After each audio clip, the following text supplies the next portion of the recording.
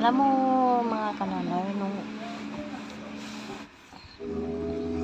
kasi maaga akong nawala ng ng nanay, siguro mga 7 years old ako, nawala na ako mga nanay.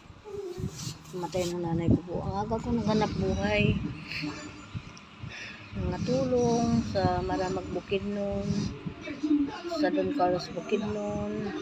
Natulong ako para lang matulungan ko yung tatay ko kasi nung araw kasi mga kananay super hirap namin sa buhay mga kananay. Kahit nung minsan nandun pa yung tiya ko sa amin dati, doon kami laging may mga kananay kasi wala naman sa amin naghanap buhay talaga mga kananay. Wala talaga as in. Kahit may mga kapatid akong mga kananay, yung iba may asawa, tapos yung iba naman konduktor lang sa mga jeep, minsan uwi, hindi ganun, minsan uwi lang, bibigay yung mga labahan, ako tagalaba, pag hindi ko pa malaban agad mga kananay, palo na inaabot ko. Natuto ako mga kananay maglayas, nagtrabaho ako sa Maramag Bukidnon kasi sobrang hirap namin mga kananay. Trabaho ako doon mga kananay. Katulong ako doon mga kananay, mga 15 years old ako. Mga tulong ako mga kananay. Doon ako natutong maglaba, doon ako matutong yung maglinis talaga as in, talaga mga kananay, doon ako natutong.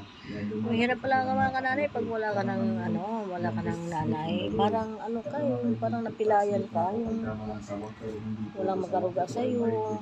Tapos parang may kulang talaga sa pagkatao mo mga kananay pag wala ka ng nanay. Iba talaga yung mga kananay na may nanay kayo kasi hindi, imbis na hindi ka dapat kumilos na maaga na maghanap buhay. Pag mga kananay, matuto ka, magiging matured ka mga kananay dahil sa kawalan mo, dahil sa kahirapan, sa kawalan nyo sa buhay, matuto kang kumilos, matuto kang maghanap buhay mga kananay. Ganun po ako mga kananay. Ganun ako sa amin mga kananay.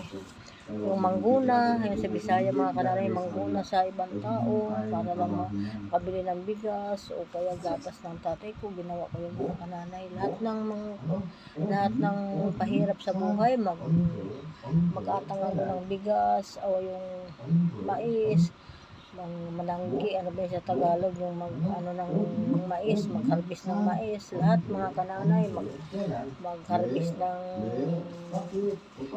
ng palay, yung kayog ang ginagamit mga kananay.